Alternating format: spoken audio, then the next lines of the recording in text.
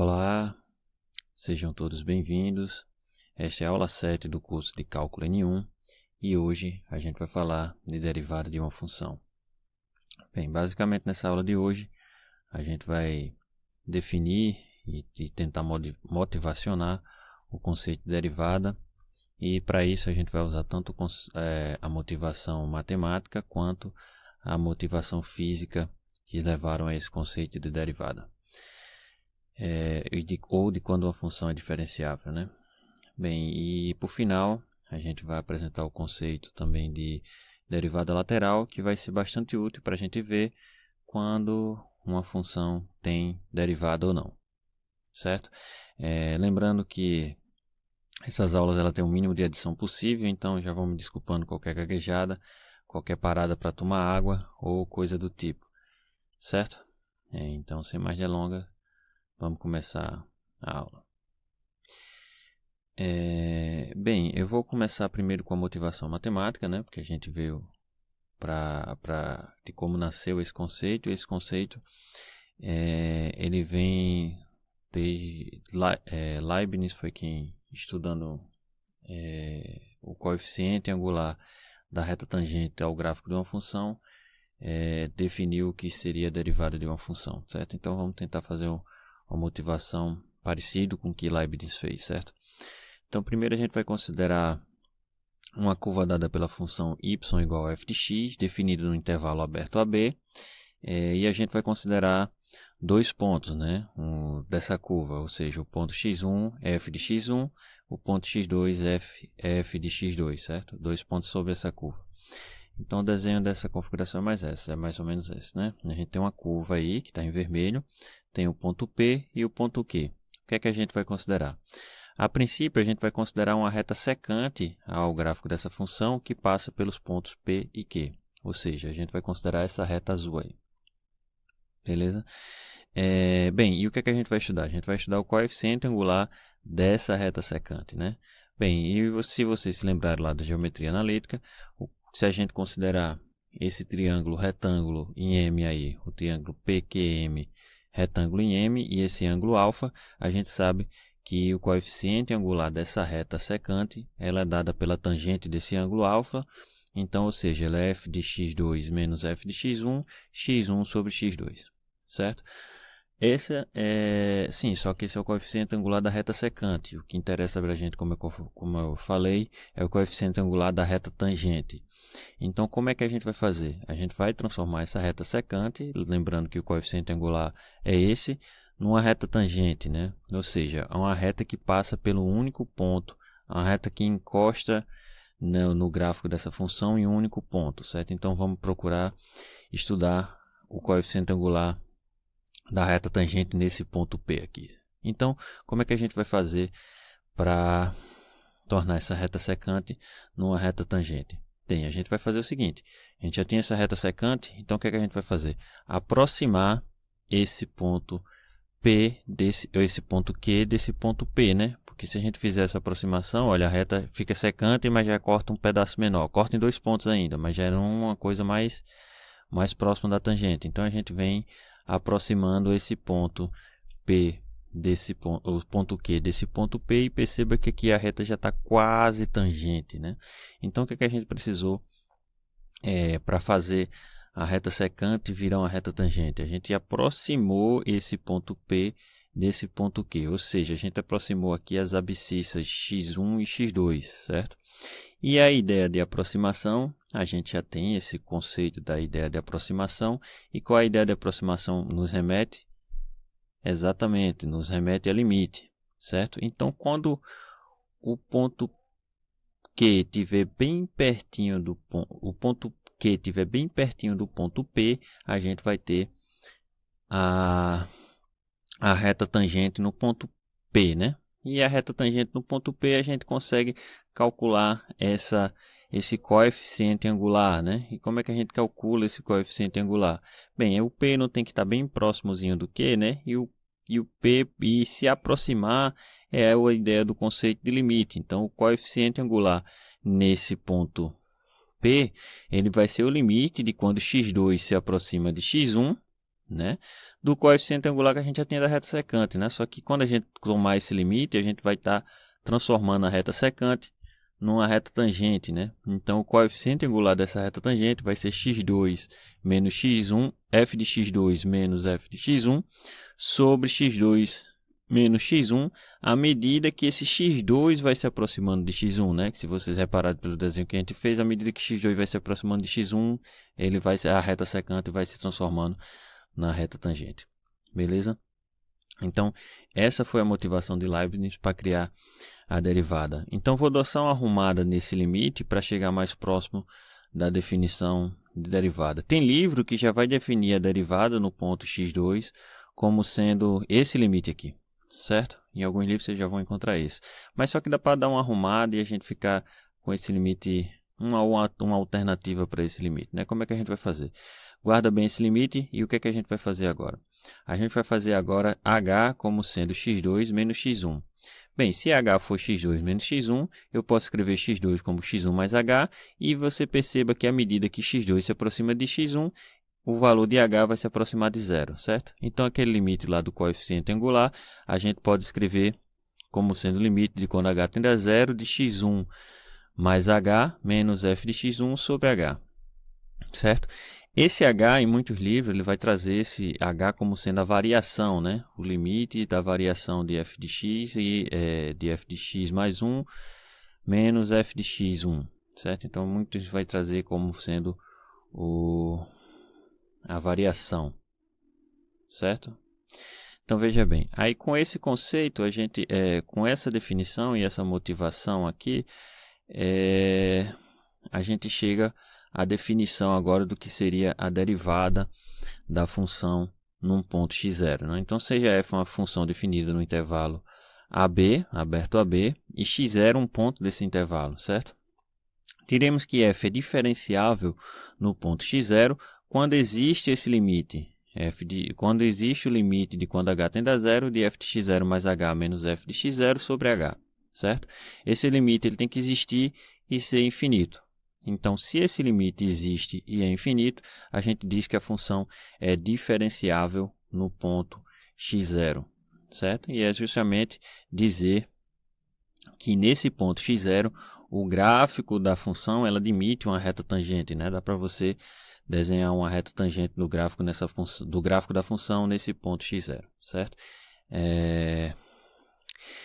E antes de passar para um exemplo, vamos ver só algumas observações sobre esse limite lá, que eu chamei ele de 1, certo? A primeira observação, que o valor naquele limite 1 lá é chamado de derivada do ponto, derivada de f no ponto x0, certo? Então, quando aquele limite existe e é finito, a gente vai chamar ele de derivada de f no ponto x0 e a notação vai ser f'. Então, f' em x0 é aquele limite lá que a gente já fez, que quando existe, dá o coeficiente angular da reta tangente no ponto.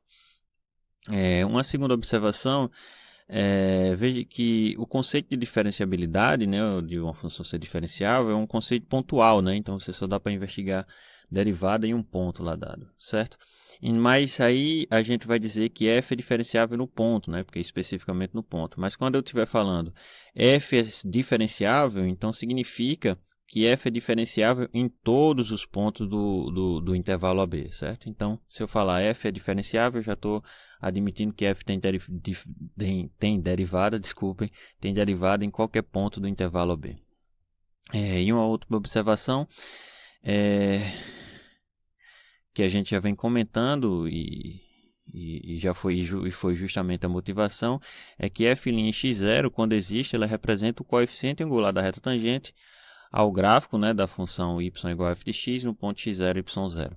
Então, uma vez que a derivada existe, a gente consegue a gente consegue encontrar a equação da reta tangente nesse ponto x0, y0, e é exatamente o que a gente vai fazer como exemplo. Então, como exemplo aqui, vamos encontrar a equação da reta tangente, a curva y igual a x² mais 3, no ponto cuja abscissa é 2, certo? Como é que a gente vai responder isso? Bem, se você reparar aí, o ponto em questão ele é 2, 11. né? Por que o ponto em questão que a gente está procurando na reta tangente é 2,11? Bem, porque aqui f de x é igual a x2, ou 2x ao quadrado mais 3. Então, quando você calcular o f de 2, dá exatamente 11. Então, o ponto aqui é 2,11.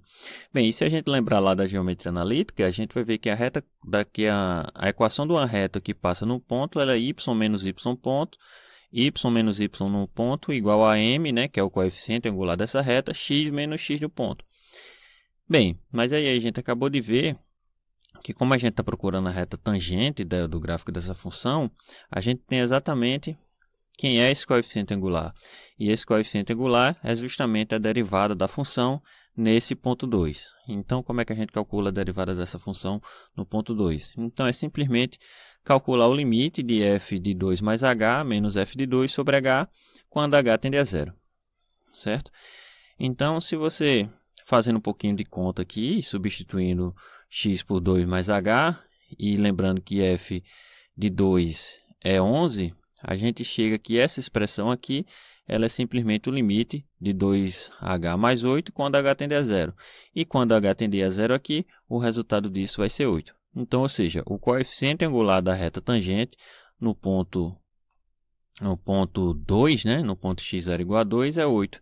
E aí, a gente já tem tudo suficiente para montar a equação da reta tangente, né? Porque o y0 está aqui, que é o 11, o x0 está aqui, que é o 2, e o coeficiente angular a gente acabou de achar que é 8.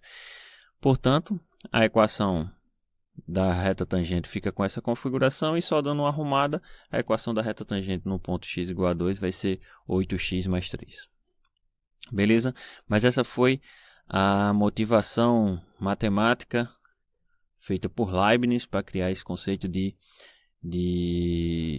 derivada. Mas, paralelamente, Newton também já estudava o conceito de derivada, dando uma interpretação física e tentando estudar a velocidade instantânea de um móvel, né? E como é que foi o pensamento de Newton para o conceito de derivada? Bem, Newton percebeu o seguinte, considerou um móvel aí, m, que se movendo numa trajetória retilínea, e que seu movimento é estabelecido por uma função que depende do tempo, né? Ou seja, a posição desse móvel depende do instante t, né? Desse momento t. Aí o que é que ele fez? Bem, imagina o seguinte, imagina que você pegou esse móvel no instante t0 e depois guardou a posição dele no instante t0, e depois de uma certa variação de tempo, você guardou a posição dele de novo aqui no instante t0 mais ΔT, né? Ou seja, passou-se alguns instantes, você marcou de novo a posição dele, né? Então, você tem a posição dele no instante t0, a posição dele no instante t0 mais uma variação de tempo, né? Mais um ΔT. Bem, a gente sabe que a velocidade média desse móvel, né, de t0 até t0 mais ΔT, ele é dado pela posição final menos a posição inicial sobre a variação de tempo. Beleza? Mas isso é a velocidade média, né? Então, Newton pensou como é que a gente calcularia a velocidade instantânea desse móvel, né? No instante t0, por exemplo. Bem, a velocidade instantânea no instante t0 é se essa variação de tempo for muito pequenininha, né? Ou seja, se essa variação de tempo for quase zero, né? Seu relógio conseguir começar e parar ele ali ao mesmo tempo, né? E como é que a gente faz essa definição dessa coisa aqui ser muito pequenininha, né? Pequenininha de forma adequada. De novo, entra a questão do limite, né? Então, limite com essa coisa pequenininha é fazer o limite com isso aqui tender a zero. Então, a velocidade instantânea, né? No instante t igual a t0 vai ser o limite dessa variação de espaço, né, que é s de t0 mais ΔT menos s de t0 sobre a variação de tempo. Agora, se esse tempo for bem pequenininho, né, bem pequenininho significa fazer ele tender a zero, né? E se você perceber, por isso que eu dei aquela mudada lá no coeficiente da reta tangente, para ficar parecido, porque se você perceber, exatamente aqui, se você reparar, trocar o ΔT por h, né, por aquela variação h, isso aqui é exatamente a derivada, né, da função da função espaço com relação ao tempo no instante t0, certo? Então, a derivada, a motivação matemática da derivada é encontrar o coeficiente angular da reta tangente, né, num ponto no gráfico de uma função, e a motivação física é encontrar a velocidade instantânea, né, ou a velocidade no instante, né, instantânea do móvel, que você descreve a posição dele com relação ao tempo. Beleza? Vamos ver um exemplozinho dessa motivação física, né? Encontre a velocidade de um móvel que se desloca de acordo com essa função aqui no instante t igual a 3, certo? Aqui as grandezas que a gente vai considerar é metro e segundo, certo? Bem, a velocidade instantânea, como a gente viu, nesse instante t, é simplesmente a derivada da função espaço no instante t igual a 3, né? Então, só adequando a isso, vai ser o limite, né? Pelo que a gente viu, dessa variação S de 3 mais ΔT menos S de 3 sobre ΔT, quando esse ΔT tende a zero. Então, só fazendo umas continhas e ajeitando tudo aqui, a gente vê que isso é a mesma coisa do limite de menos ΔT menos 3 quando t tende a zero, e isso vai dar 3. Então, a velocidade instantânea desse móvel no instante t igual a 3, isso dá menos 3 metros por segundo, certo? Velocidade deu negativa, né? Se você é um estudante de física, interprete aí porque essa velocidade deu negativa, né? Certo? Dá uma olhada aí. Pausa o vídeo e tente interpretar aí e ver como é que faz. Se você não é estudante de física, essa velocidade deu negativa porque esse movimento está sendo desacelerado, né? Por que eu sei que isso está sendo desacelerado? Porque, veja bem, o coeficiente aqui do termo de grau 2 seria a aceleração, né? Na interpretação física é aceleração, e a aceleração aqui está negativa, né? Então está sendo freado, né? Esse móvel está parando. Beleza? Certo. Então vamos aí um outro conceito, que é a derivada lateral, né? Antes do conceito da derivada lateral, vou dar uma motivação da definição dessa derivada lateral.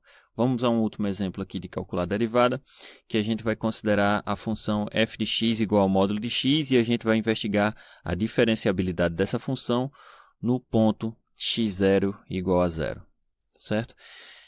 Então, estudar a derivada dessa função no ponto x0 igual a zero significa estudar esse limite aí, né? Estudar o limite de f de x, f de h mais 0, menos f de 0 sobre h quando h tende a zero. Bem, se você fizer essas continhas aqui e der uma arrumada direitinho, você vai ver, nem precisa tanto, dá para ver imediato que só vai dar o valor absoluto de h sobre h quando h tende a zero. Aí, opa, a gente já encontrou um problema, não um problema, né? A gente já encontrou uma forma que não é tão direta de resolver o limite como nos dois exemplos, né? Por que não é tão direta de resolver o limite? Porque essa função valor absoluto de h, ela tem um comportamento diferente, né? Quando eu me aproximo de zero, né? Se eu me aproximo de zero por valores maiores que zero, pela definição de valor absoluto, ele tem um comportamento, e para valores menores que zero, ele tem outro comportamento.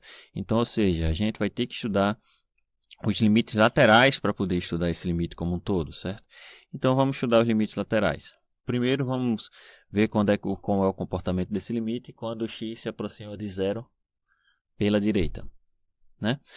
Bem, se x se aproximar de zero pela direita, o valor do módulo de h, ele vai ser o próprio h, né? Então, esse limite vai ser o limite de h sobre h quando h tende a zero. Então, isso vai dar um limite de 1 quando h tende a zero. E isso é igual a 1. Beleza? E de forma inteiramente análoga, quando eu calcular o limite do valor absoluto de h quando h tende a zero pela esquerda, isso vai dar menos 1. Por que vai dar menos 1? Porque isso aqui, o valor absoluto de h vai ficar menos h, então vai ficar menos h sobre menos h, que é menos 1. Quando eu tender a zero, vai ficar o próprio menos 1. Então, veja bem, o limite, esse limite aqui, quando x tendeu a zero pela direita, deu 1. Quando x tendeu a zero pela esquerda, deu menos 1. Então, o que é que acontece?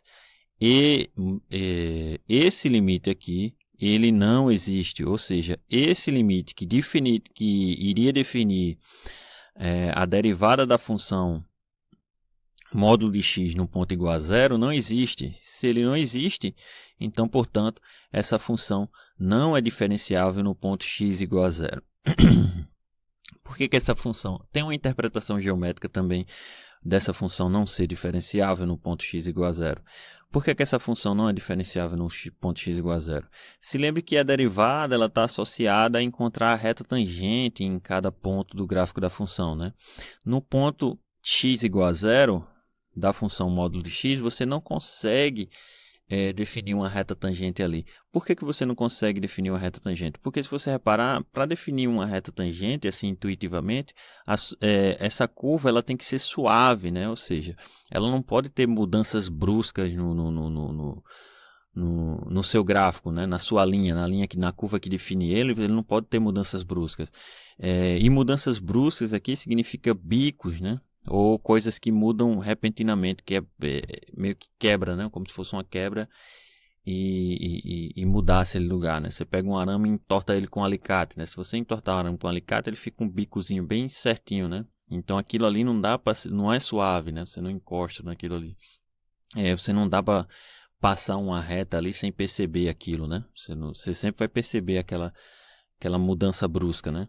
E é justamente isso que acontece na função módulo de x, né? Porque se você reparar, aqui no ponto x igual a zero, a gente tem uma mudança brusca, né? Ela vem bonitinha aqui, uma reta, só que tem uma mudança brusca que causa um bico e ela volta a subir aqui. Então, nesse bico aqui, a gente não consegue ter derivada, né? Em geral, quando tem bico, tem até uma piada muito sem graça sobre isso, mas onde tem bico, não tem derivada, né? Certo? Então, vê só. Essa função no ponto zero exatamente tem um bico aqui, certo? Mas o que não é o gráfico da função que justifica ela ser diferenciável. O gráfico tem um bico, então acabou, se ela não é diferenciável. Não, isso é só uma coisa geométrica para a gente ter ideia do que acontece aqui para essa função não ser diferenciável em zero. O que é que garante ela não ser diferenciável em zero? Aí é isso aqui, que é esses limites não existirem. Beleza? E aí, com essa coisa de verificar se um limite existe ou não, usando os limites laterais, é que a gente tem o conceito de derivada lateral. E qual é o conceito de derivada lateral? Seja f definida no intervalo AB e x0 num ponto e x0 um ponto desse intervalo AB, diremos que f tem derivada à direita, respectivamente f tem derivada à esquerda, né? E nesse ponto x0, se existe esse limite, ou seja, se existe o limite que define a derivada quando x tende a zero pela direita, e se existe o limite que define a derivada quando x tende a zero pela esquerda, né? E automaticamente a gente vai usar essa definição, né? O f', né? Com maisinho para ser a derivada à direita, e o f' com menusinho para ser a derivada à esquerda, certo? E aí, pelo próprio exemplo anterior, a gente tem que, na função f de x igual ao módulo de x, a gente tem que a derivada à direita do zero é 1, e a derivada à esquerda do zero, ela é menos 1. Beleza? Agora, a observação interessante, e de cara você já vê aí, por essa função também módulo de x. A existência dessas derivadas laterais, ela não implica, né, ou não acarreta a existência da derivada em si, né? O exemplo está bem claro que a gente fez aí de cima, né? A derivada lateral do módulo de x, a derivada direita do módulo de x é 1, a derivada esquerda do módulo de x em 0 é menos 1, então as derivadas laterais no ponto existem, no entanto essa função não é contínua. Mas aí já garante aí, desculpa, contínua não, essa função não é diferenciável em zero, né? Mas aí a mesma coisa, ela não implica a existência, né? Mas tipo, se elas existirem e são iguais, então você já tem que os limites laterais são iguais. Se os limites laterais são iguais, esse limite quando h tende a zero de uma forma direta, ele vai existir e aí a função tem derivada, né? Mas claro, essas derivadas elas têm que coincidir, né? Beleza? Então a existência não garante que a função seja diferenciável. Beleza, pessoal? Bem, com isso eu encerro a aula de hoje e até a próxima. Valeu!